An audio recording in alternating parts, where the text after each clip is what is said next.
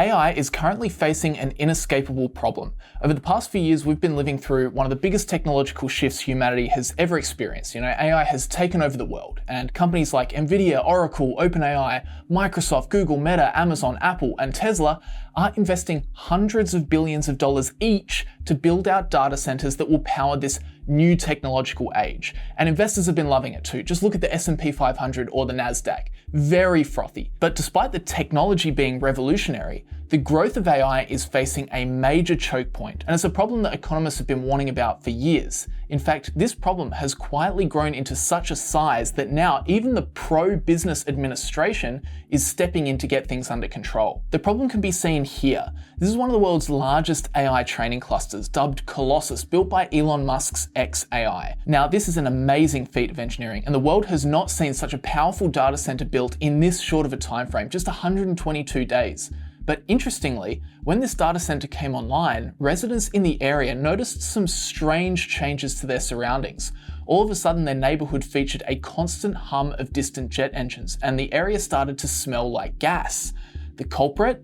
These mobile gas turbines, portable short-term power generators designed as, typically, backup power for hospitals or military bases, or deployed for disaster response. Now, the interesting thing about this facility is that they didn't just have 1 or 2 backup generators. They had 35 turbines on site just to generate enough power to keep this facility running, chewing through gas just to keep this giant computer on. This is the problem the AI industry faces. It has a massive power problem. According to Business Insider, companies in the US had filed permits to build 311 data centers nationwide as of 2010. By the end of 2024, that number had nearly quadrupled to 1,240. Right now, warehouses like this are popping up across the United States as these tech giants invest heavily in their AI futures. But the thing about these warehouses is that instead of holding furniture or parcels, these warehouses are housing thousands and thousands of power-hungry GPUs. And when I say power hungry, I mean it. Each one of these data centers can consume as much power as a small city. We're talking power consumption of around 100,000 homes. The lights, the HVAC systems, the EV charging in the garage, everything.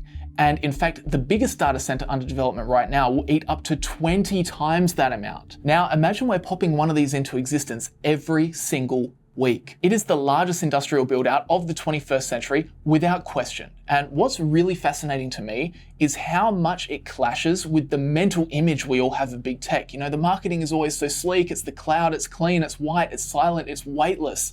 But the reality is the cloud is very heavy. It's extremely hot, loud, and power hungry. And it's becoming such a problem that just the other week, the extremely pro-business president announced he would be meeting with these tech giants to put the brakes on. It really feels like a watershed moment where the government finally just admitted out loud, okay, the grid is actually at risk here. But before we get to politics, I want to start at the bottom of the stack. I want to talk about the hardware itself, the silicon, because none of this, the blackouts, the noise complaints, the political maneuvering, none of it makes sense unless you understand the physical object that's driving it.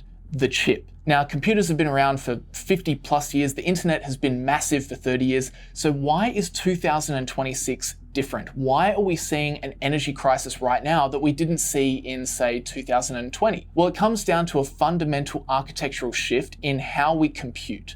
The internet basically ran on CPUs, central processing units, the chips in our laptops. They're generalists. They're very efficient. They can run a spreadsheet, play a movie, manage a database. They can do a whole bunch of things. But the AI boom, specifically the generative AI we've been living with the last few years, no longer prefers CPUs. It runs predominantly on GPUs, graphics processing units, originally designed for video games, designed to render millions of pixels simultaneously on a screen. And that specific ability, parallel processing, turns out to be exactly what you need to train a massive neural network. But the trade-off is energy. GPUs are incredibly power hungry. How hungry? A standard server rack, the kind that ran Google or Facebook back in 2015, pulls maybe 7 kilowatts, right? Think of that as running a couple of household ovens. It's totally manageable. You can cool it with basic air fans. But for an AI server rack, the specs we're seeing now are 30, 50, even over 100 kilowatts per rack. It's a 10 to 15-fold increase in power density. You are effectively packing the energy demand of a whole neighborhood into a cabinet the size of a vending machine. Now that is insane. And if you track the chip specifically, the line on the chart is only getting steeper. Just a few years ago, the A100 chip was the industry standard. It consumed about 400 watts. Then the H100 jumped to 700 watts. And now the Blackwell B200, which is filling up these new data centers right now, is pushing 1,000 watts per chip. And a single server might have 8 or 16 of them bolted together. And this is the tricky part to wrap your head around, because with technology, we're so used to it getting more efficient. You know, my fridge uses way less power than my grandmother's fridge did. My LED lights use way less power than the incandescent bulbs used to use. So why are these AI chips getting thirstier? Well, the interesting thing is that technically they are more efficient. If you look at performance per watt, they are absolutely miracles of engineering these days. But unfortunately now, we have run headfirst into Jevons paradox, which is the idea that making a resource more efficient actually increases the total consumption of it, precisely because we made the thing cheaper and more efficient. We didn't just say, great, let's use less power to do the same stuff. We said, well, now let's build models that are 1,000 times bigger. And now we're integrating AI into everything from word processors to cars to medical imaging. So even though the car's engine is technically more efficient, we've just decided to drive it at 1 billion miles per hour instead of 10. And driving it that hard takes a heck of a lot of power, and it creates an unbelievable amount of heat. And this is the other part of the hardware hunger that we need to touch on. It's not just electricity, it's water too. Once you move towards 50, 80, even 100 kilowatts per rack, traditional air cooling becomes extremely inefficient. That's why hyperscalers are rapidly shifting towards liquid cooling and large-scale evaporative systems. Even in 2022, which is basically ancient history in AI terms, Google and Microsoft together reported using roughly 25 to 30 billion liters of water, primarily for cooling their data centers. But with AI rack densities climbing and new gigawatt scale campuses coming online, that demand is skyrocketing. And a lot of these data centers today are being built in the desert. Take Arizona, for example. Here, the data centers are now competing with local farmers and residential subdivisions for the water table, and it's putting stress on the water supply of these local communities. So it's not just power, but water as well. And it doesn't stop there, because these data centers are also indirectly causing sound and air pollution amongst residential communities across the US. That was the main problem with Colossus, the XAI facility in Memphis. The investigative reporting coming out of there paints a very different picture than the sleek AI commercials we're seeing. But why? Well, fundamentally, it's because usually a data center of that scale takes 3 to 4 years to plan, permit, and build. But to move as fast as Elon did, and a lot of these hyperscalers want to, you have to bypass the normal infrastructure, specifically the power lines. The local utility in Memphis couldn't just magically conjure 150 megawatts of extra power in 3 months. That is just not how grids work. So the result is you get these 35 gas turbines, and along with it, neighbors complaining of nausea, worsening asthma, a smell of gas, a constant hum. Now, to be fair to the timeline, XAI has since hooked up to the main grid and removed some of those turbines, but the story doesn't end there. They are expanding just across the border to South Haven, Mississippi, and it's a similar story. They've installed 27 temporary turbines there, which are vibrating residence walls and stopping people from getting to sleep. And this really highlights the disconnect. You have the mayor of South Haven calling this an amazing investment in the area because he sees tax revenue and he sees jobs. And then the residents just see, or rather hear, a nightmare. It's the classic battle between economic development and quality of life, but supercharged by the sheer scale of energy that these things need. And that is exactly why this issue has now landed in the Oval Office. February 25th, 2026, President Trump summons the heads of the tech giants, Amazon, Google, Meta, Microsoft, Oracle, XAI. It's really a who's who of power consumption. And he announces the Ratepayer Protection Pledge.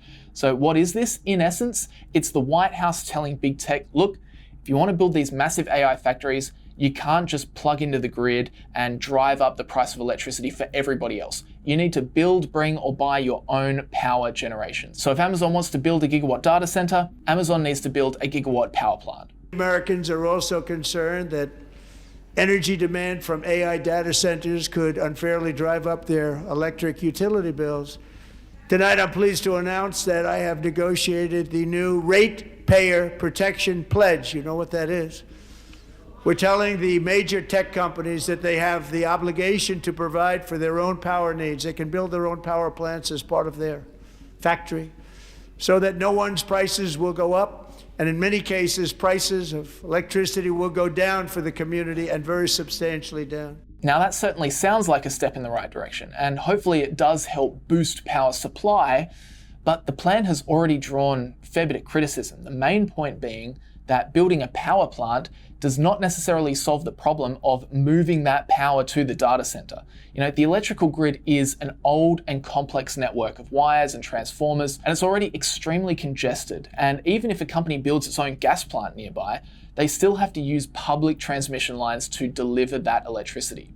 Now, the problem with that is that it will not only take significant time and significant money to upgrade that grid infrastructure, but the cost of maintaining those poles and wires is traditionally shared. And these expenses will just end up on the bills of the residential ratepayer anyway. So are residents really escaping increased costs? That's really the first thing. Then the other criticism is the environmental cost, because the administration isn't just asking the tech companies to build the power generation, they're also promising that the rules are not going to get in the way. This is what they're calling the energy dominance strategy. And as a part of that, we are seeing a push from the administration and EPA head Lee Zeldin to slash EPA budgets and roll back standards on particulate matter. Trump's EPA has begun what it calls the biggest deregulatory action in U.S. history. To fulfill President Trump's promise to unleash American energy and give power back to the states. It eliminated the EPA's office that assists heavily polluted communities like South Memphis and canceled billions of dollars of funding for addressing pollution. The argument the administration is making is purely geopolitical, to beat China. They argue we are in an AI arms race with China, and we simply cannot afford to let environmental reviews slow us down. And I'm not taking a stance on the politics of deregulation, but we have to look at the practical effect. The strategy is essentially build whatever you need, whether it's coal or gas or nuclear, and the government will make sure the red tape doesn't stop you. That's the explicit goal. It's a move fast mentality applied to national energy policy. And that begs the question, what are they looking to build? Well, it really comes down to timelines. The faster you need your data center online, the more likely you are to use fossil fuels as the energy source. That's what we saw in the case of xAI. But Silicon Valley is also obsessed with nuclear. Microsoft recently penned a deal to restart 3 Mile Island. Yes, we are talking about that 3 Mile Island, but don't worry, the reactor they're restarting is the one that didn't melt down.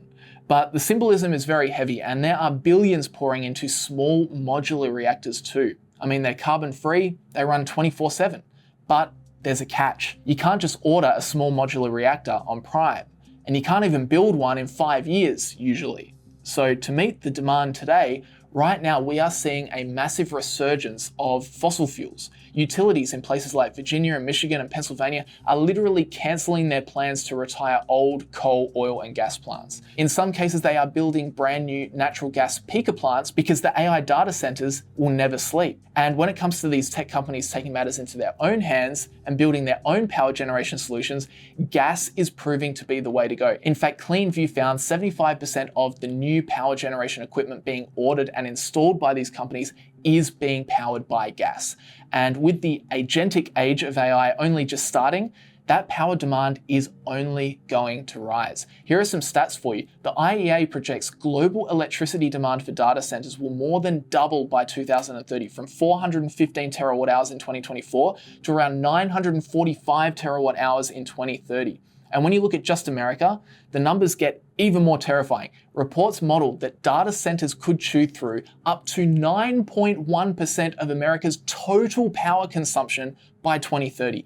Think about that. Of all the things we use power for, heating, cooling, lights, appliances, charging cars, running businesses, powering factories, 10% of all power will be going straight to data centers. That's tens of millions of homes. Or think about it like this, that is 3 New York's worth of power just running data centers. But power just can't come online fast enough. Because of this insatiable demand for power, now even those gas turbine manufacturers have said lead times for their equipment now stretch as long as 5 to 7 years. So while all the news and hype and stock market rallies center around AI's explosive growth, I hope this video has shown you that actually there's a much tougher problem to solve: energy, power, grid upgrades, and how you do it in a way that doesn't actually end up hurting the average US citizen. But with that said, let me know what you think down in the comment section below. A massive thank you as well to everyone who has so far ordered